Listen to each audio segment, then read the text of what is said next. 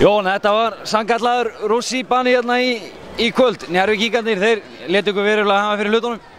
Já, það má segja það. Ég er virkilega hrifinn af þessu liði. Þetta er bara, hvað ég segja, þeir eru virkilega framtíðina fyrir sig. Þetta gaf okkur hörku keppni og ég allan að fyrir minn skerð þá er ég algjörlega búinn að því. Þetta var þeirra mikinn heiður skilið. Er þetta reynslan sem að spila svolítið part í þessu einvígi og að gera jafnvel útslagið? Já, náttúrulega við búum yfir svolítið meiri reynslu þeir og kannski svona stöðu undir svona pressu, kannski höldum við svona meira jafnvægi og erum kannski ekki að panika jafn mikið.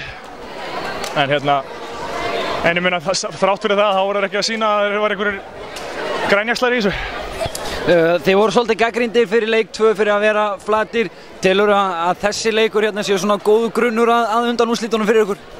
Síðasti leikur var náttúrulega bara skelfilegur okkar hálfu, ekki að ég taki eitthvað af Njarðvíkingum, þeir spilum frábærlega í þennan leik líka og eins og í kvöld.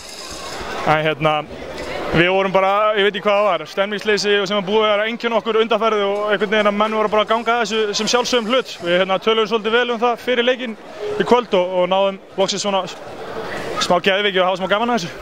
Þegar þetta viðtalið tekið, það var ekki ljós hvort þú fáið Keflavík eða Stjörnuna í undanúrslitum. Hvers óskarðu þér?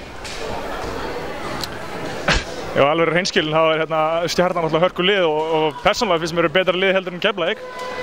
Ég vil frekar fá Keflavík, en ég meina við verðum bara að taka því sem kemur. Og með heimaleiki rétt? Já, það er ekki verra.